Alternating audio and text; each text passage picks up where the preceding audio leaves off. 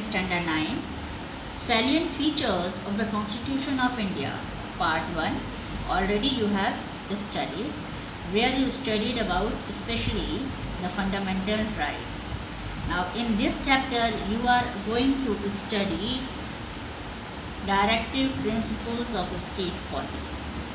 What are they? Suppose you do not know any of the subject or any of the topic and you are told to write something on that topic. Will you be able? No. But suppose some main points are discussed and then you will be told to write.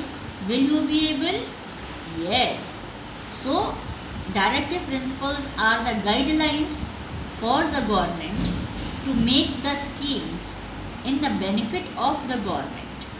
But when the constitution was made, because that was the first time, so our Indian government did not know how to make it. So they borrowed so many constitutions from the countries, especially they were influenced by the Irish constitution. From there, so many points are borrowed and then written in the constitution. So here principles of Gandhi, then related to social justice, economic welfare, foreign policy, legal and administrative matters are discussed. So many things are there. So automatically there is a classification of directive principles of state policy. Social principles, Gandhian principles, liberal principles. Now Gandhian principles tell us to promote educational and economic interest of the weaker sections, means scheduled caste, scheduled tribes, etc. Prevent consumption of liquor, alcohol and other intoxicating drinks, as well as improve the public health. He pressurized to organize village panchayat. He wanted to encourage cotton industries and to provide employment in rural areas. He wanted to improve agriculture and encourage animal husbandry, free and compulsory education for children below 15 years. After this only, this right to education became one of the fundamental right. Now comes your social and economic principle. The state should ensure adequate means sufficient means for the livelihood to all the people of the country. The national wealth should be distributed properly among the people. There should be equal pay for each man and woman whosoever are working for the same type of work. Children should be protected against the exploitation. To ensure the right to work, right to education, right to state assistance in case of unemployment. Living wages should be given to the people properly and participation of workers in the management of their factories was must. Next is liberal or intellectual principles. Uniform civil code means same type of rules should be followed in each and every type of place for same things. Early childhood care should be given for each and every child as well as education also. Organization of agricultural and animal husbandry should be provided by the government, state governments in each village. The environment should be protected and the quality should be improved, as well as they have to safeguard the forest and wildlife. This is the foremost duty of the state governments. Then they have to protect our historical heritage, just as monuments, places as well as palaces, which are the main objects of the national importance. It should be 100% secured.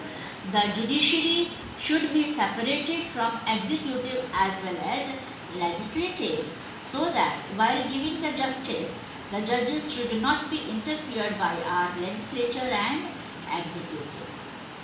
Then international peace and security is the foremost important part of the central government.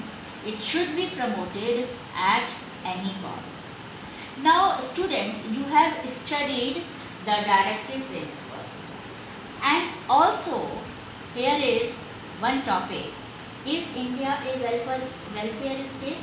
So what do you mean by welfare state? Where the maximum people of the country are maximum times happy, that state is known as the welfare state. Yes, India is a welfare state because here different types of benefits are given to the general public by the government, just as protection and special care of the weaker sections, reservation for the SC and STs, and as well as India is committed to the welfare and development of its people, particularly the vulnerable sections.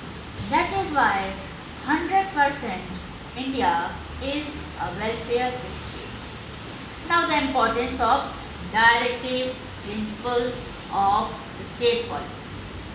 They are backed by public opinion, means they are made for the public. They provide a welfare state, they deal with the moral ideals, they constitute a guide, means just as I told you in the starting that directive principles are the guidelines for the state as well as for the government. Through the directive principles, they continue their policies. They are the supplementary to the fundamental rights, means through the directive principles also sometimes our fundamental rights are safeguarded. Directive principles are the measure stick to judge the government whether they are working well or not. That is why we can say they are the yardstick for measuring. They are helpful in interpretation to judge the constitution as well as our government. Ambiguity of the directive principle is useful, means the implement of the directive principle is very good if they are done in a proper manner. Now both the things you have studied, directive principles, fundamental rights. In some cases they are same, in some they are different. Fundamental rights are negative because they prohibit the state from doing certain things. Here they are positive. Fundamental rights are justiciable, means we can complain in the courts regarding the fundamental rights. But directive principles are non-justiciable, means if any government fails to provide or issue proper directive principles, we cannot go to court.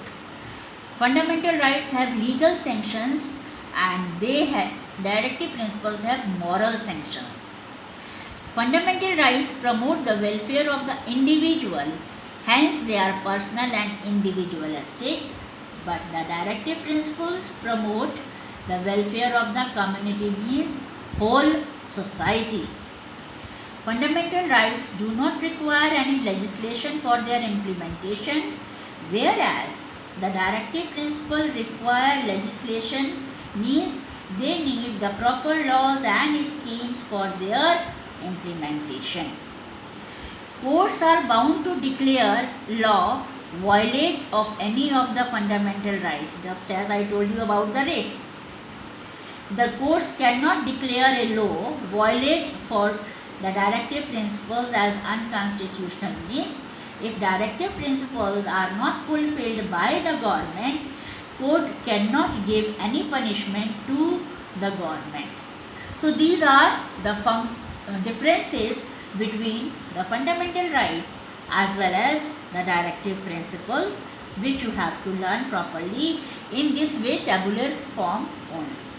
So chapter is completed, my dear. Please read it properly. Thank you.